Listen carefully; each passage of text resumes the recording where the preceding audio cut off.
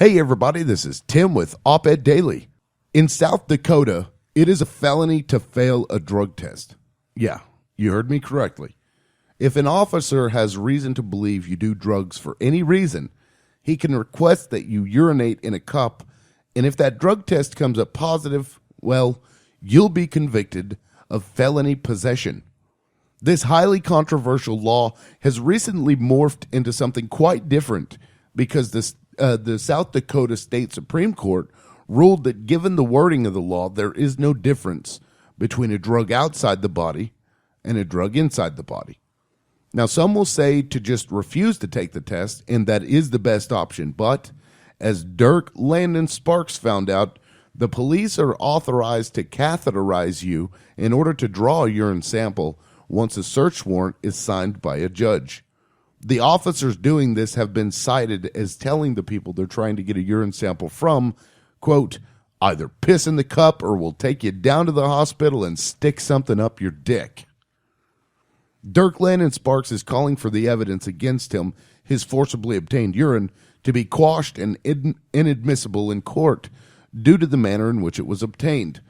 According to a motion filed on May 16th, attorneys for Sparks argued that forced catheterization was not explicitly authorized by the judge in the warrant for blood or urine, meaning that Fourth Amendment protections against unreasonable searches and seizures were violated.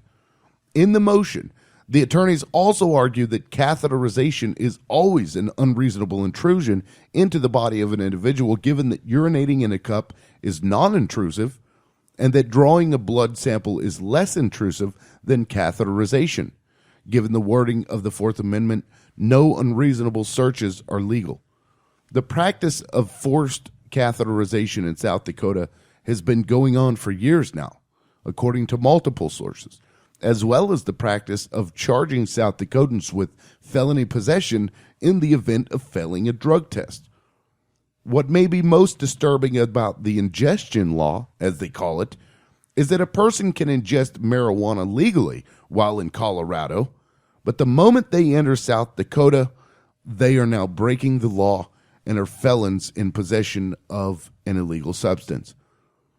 People in the United States always think they have the most freedoms of all countries, but I don't know of any other industrialized nations that are willing to forcibly stick medical instruments into the genitalia of its citizens. That's a horrible practice, and it needs to stop. This country is far better than this, or so I once thought.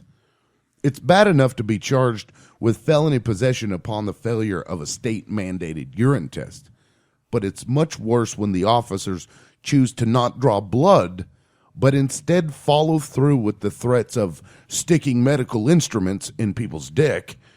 In fact, since the officers always have the option to draw blood, but instead choose catheterization, it just shows that maybe they enjoy medically raping the people they are sworn to protect.